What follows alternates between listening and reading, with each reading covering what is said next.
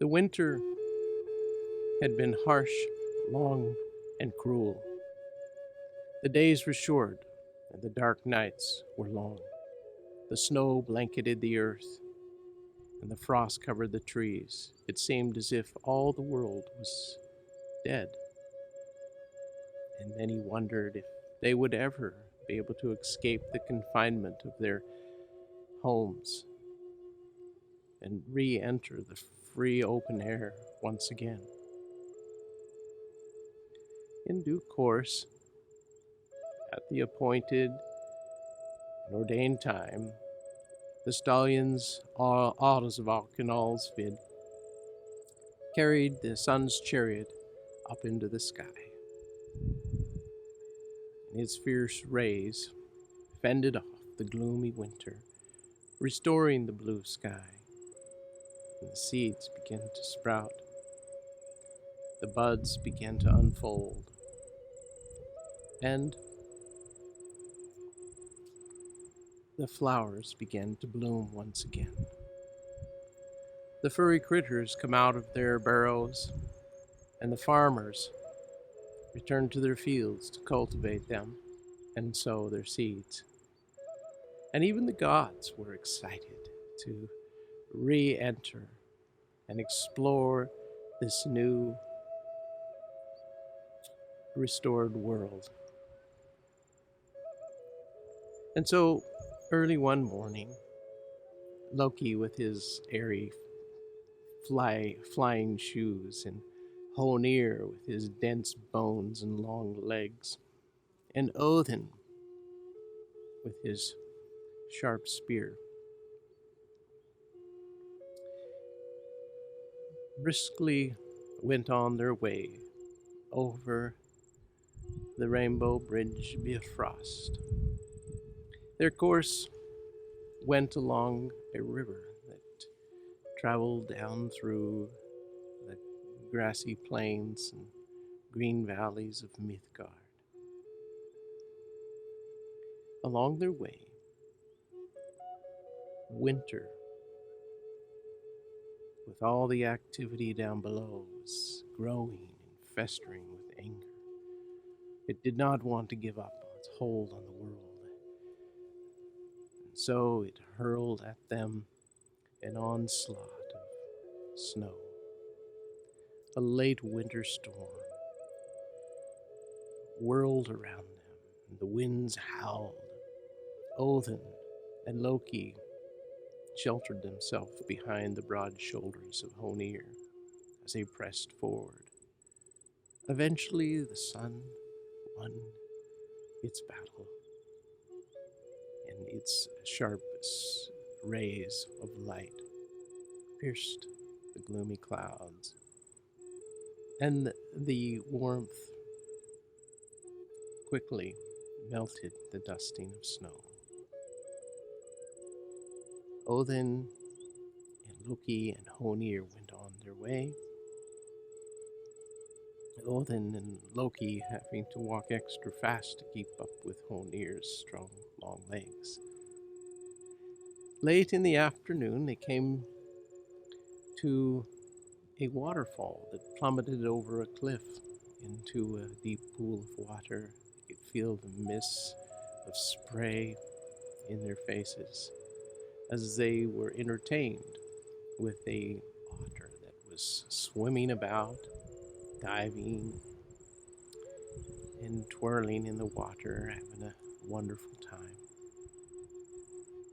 Eventually it crawled up on the bank, dragging a large salmon.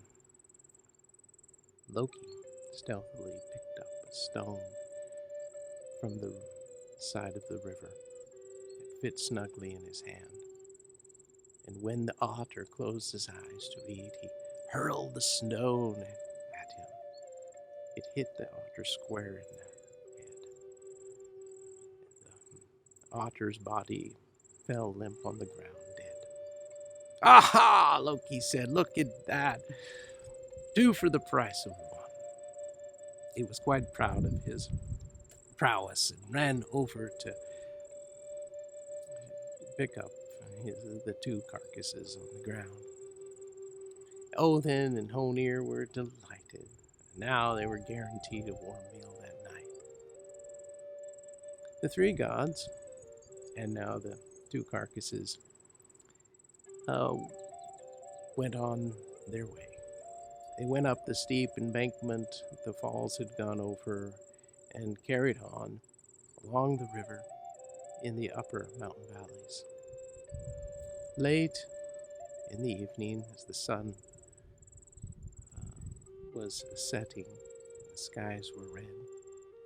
They could see the glowing warmth of fire in a farmhouse in front, ahead of them, and the billowing smoke coming from its chimney. "What good fortune," Odin said. "We not only have a warm meal, but now we have a warm place to sleep tonight." The three gods approached the farmhouse, and Odin went up to the door. Hreadmar, the farmer, greeted him, and after their greetings, he asked if there was space for wanderers to take lodging there that night. And Hreadmar said, "How many are you?" "There's three of us, but we do not require any fancy accommodations. We have even food for our pay." "You have enough for my 2 sons and 2 daughters," Hreadmar said. "Yes, we were lucky tonight. We had a good hunt, and we have enough for everyone." "Very well," Hreadmar said reluctantly, with some irritation in his voice. "You can come in." Odin waved Honir and Loki to come along. When Honir came in the doorway, "Here we are," he says. Loki held up quite proudly his big salmon and otter that he had captured. "And here's dinner," Loki bragged. Hreadmar was not impressed. His face grew stern. His eyes narrowed and darkened with anger. He stormed out of the room, punching the walls behind him, and then slammed the door in the back room where his sons were. "What's wrong with him?" Loki said. "Well, it's better we have a cool welcome than a cold night," Odin responded. "I'm not so sure about that," Honir said. "You never are," Loki responded to Honir. Hreadmar swung into the room of his 2 sons, Fafnir and Regan, and he announced to them, "Your brother Otter is dead." "Dead?" they said. "What do you mean?" "Dead. And what's worse, the murderers are here as our guests tonight." They were outraged and vowed to kill anyone, his murderers, of their beloved brother. Hreadmar said, "Look, there's 3 of them and 3 of us. One of them is only strong enough to take us on, and I shall sing a spell that will weaken him. The other 2, one has a spear, the other has some kind of strange-looking shoes. Regan, you wrestle the 3rd one and rip off his shoes, and Fafnir, you steal away the old man's sharp spear. And then we shall chant and bound them to the floor." The gods then did exactly, were waiting outside in the room when the other Hreadmar and his two sons came in. They did exactly as they had planned.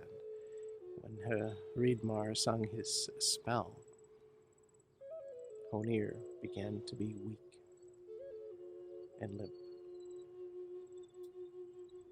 Then Fafnir stole away Odin's spear, and Regan wrestled Loki and ripped off his flying shoes. They chanted and bound them with cords onto the floor. "Ah!" Hreadmar yelled. "You're murderers! You killed my son! And now you shall pay for my loss with your own lives." "What do you mean?" Odin said. "We are innocent. There is some mistake here." Regan then explained. "Otter was our brother. He was beloved by everyone. He was happy and charming all the time. And in the winter, when our crops were not growing, he willingly transformed himself into an otter, brought us our daily food of salmon to eat it. Now he is dead." "We are sorry for your loss," Odin said, "but we did not know Otter was your brother. Had we known this, we would not have killed him.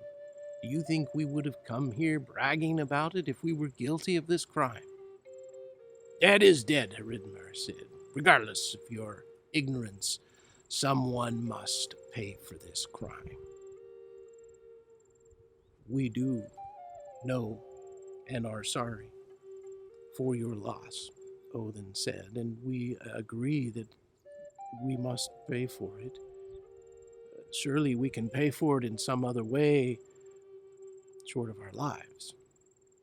We will pay as much as you want to free us from these bonds and go on our way."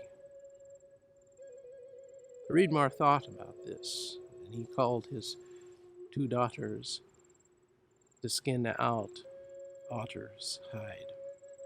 The daughters started skinning him from the hind legs, and then peeled off the fur and hide of Otter, like turning a sock inside out. When she had the skin all skinned off, she put it next to the fire to dry. And Hreadmar then said to Odin and the other gods that he could not be satisfied unless all the flesh of his son could be replaced by filling his skin up with red gold and covering all his fur with likewise red gold. Odin quickly made a vow and promise that he would indeed be able to replace the flesh of his son, cover the fur of Otter's skin with red gold. For he knew where a hoard of this gold was. He rolled over and whispered into Loki's ear. "Loki," he said, "you were the one who killed Otter and got us into this situation. You will go and get the gold for us, to free us." And he explained to him where the dwarf Andvari lived, and where his cave that had his stash of gold was. Then Loki spoke, and he said to Hreadmar, "Free me, and I will bring back the gold that you wish. You can keep these other two here as hostages in the meantime." Hreadmar then untied his cords, and Loki fled, giving a little cheeky laugh on the way, giving everyone a question of whether he would actually return again. Now, Loki forgot his flying shoes. That was not a big concern to him because he knew Hreadmar didn't wish to kill Honir or Odin before he returned with the gold. And besides, there was some pleasure in knowing that Odin and Honir would suffer longer than necessary. So Loki dawdled his way to the land of Svartalfheim, where the dwarf Andvari lived. He found a small opening in some limestone rocks that opened up into a web of dark caves. He followed these dark channels into the earth that were dark and dank and cold. The only thing he could hear was the echoing sound of dripping water from the stalactites on the ceiling. After fumbling his way through the cave, he came to a large cavern that opened up. The large pool of water was visible at the base that seemed to spring out of an eternal depth because of a pillar of light that shone through a small opening above in the ceiling. He could see down in the pool of water a pale pike swimming around. He knew that was Andvari disguised himself as a fish in order to prevent others from questioning him too much about his gold.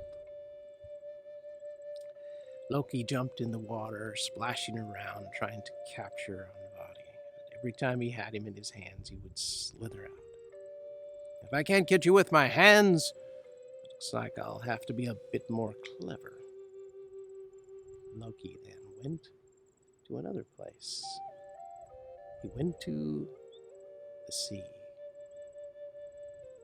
Way off on the island of Alessi, where the giant Aegir and Ran and their 9 daughters live. Aegir has a large cauldron of mead that has all the information and truth of the world in it.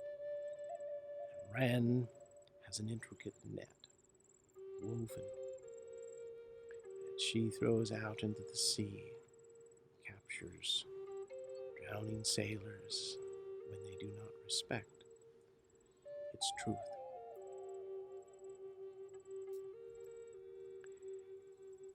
Loki convinced Ran that her net could save Honir and Odin if she let him use it.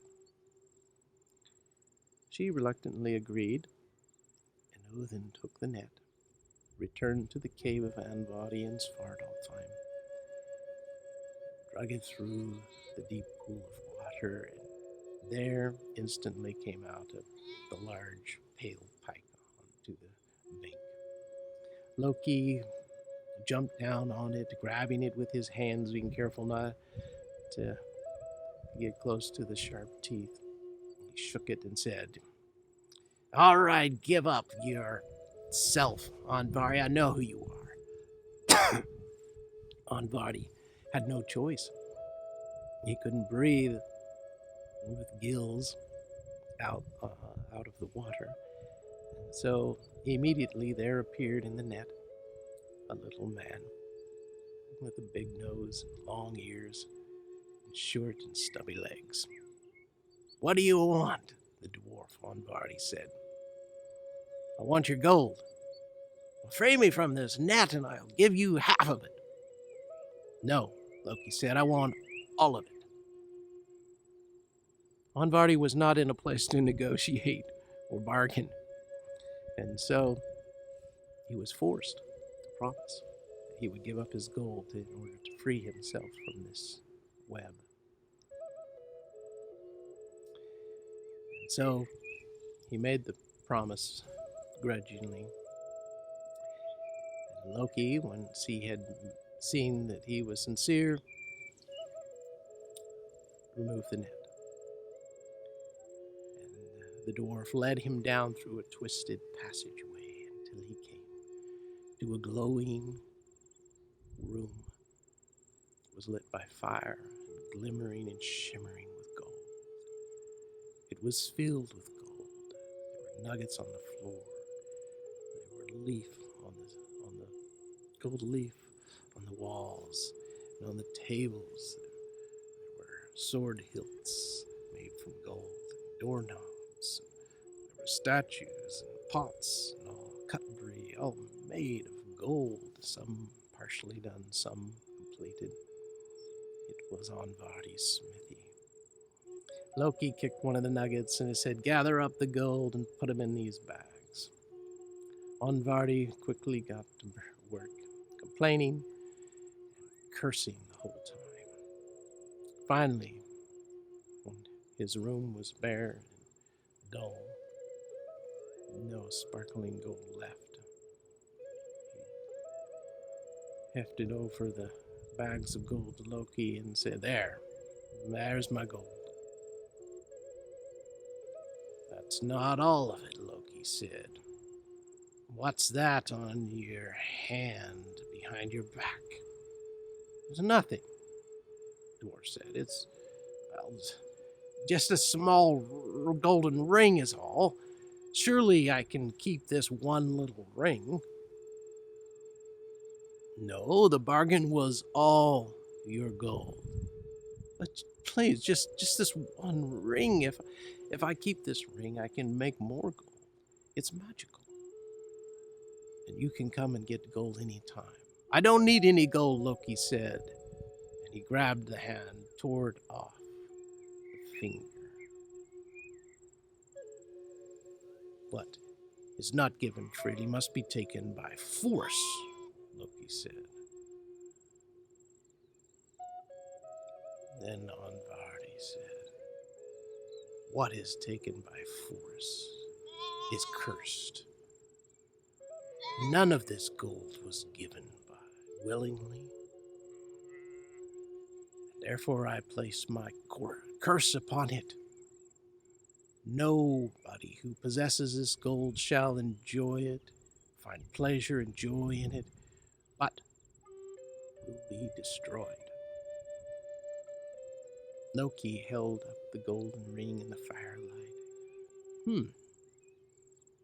"All the better," he said. Put it on his finger, took the 2 heavy bags of gold in each hand, and then stumbled his way out of the cave. He returned to Hreadmar's farmhouse. Hreadmar and his sons were out in the fields when he came in the house. There was Odin and Honir, still bound to the floor in cords. "You took long enough," Odin said. "Yes, it was a hard-fought victory, but look what I have." Put the 2 bags of gold in front of Odin. "And besides that, I got this." And he showed him the golden ring on his finger.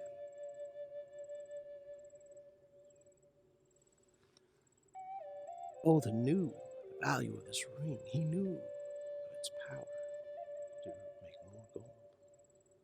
And he stood with wonder that Loki had been able to steal it away.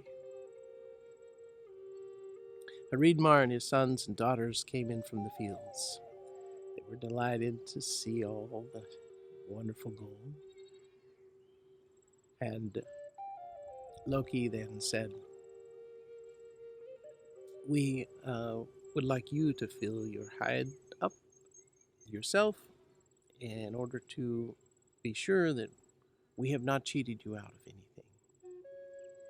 And so Hreadmar, Regan, and Fafnir began to fill up the hide that was shaped sort of like a long sock. And they put the gold in the hide until it was bulging and so taut that not any more gold could fit. There was still another bag of gold left. And Hreadmar then untied Honir and Odin. And Odin held up the bulging skin with the snout at the bottom. And Honir and Loki with his wits and Honir with his strength, began to bury the otter with the remaining gold. Once they had covered every bit of her, Loki then said, "We're done. You can see for yourself." Hreadmar walked back and forth and around Otter, inspecting every piece of it, because if any of the fur were showing, the promise was null and void, and Loki, Honir, and Odin's life was in jeopardy. Finally, he said, "You have failed. There's one whisker right here that's left. I'm afraid you have not fulfilled your promise." But then Odin looked at Loki and he said, "Give me the ring." Loki reluctantly handed the ring to Odin, and Odin placed it on the last whisker. Hreadmar then was finally satisfied, and he returned the spear to Odin and the flying shoes to Loki, and said they were free to go.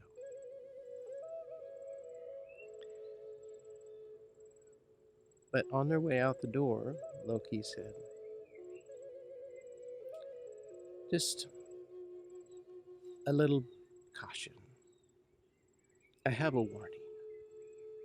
The gold that I brought here was stolen from Andvari the dwarf. And he has placed his curse upon it. Anyone who possesses it shall be destroyed." And then the three gods left. The fierce golden sun above shone in the blue sky. The earth was fertile, and the grass was green.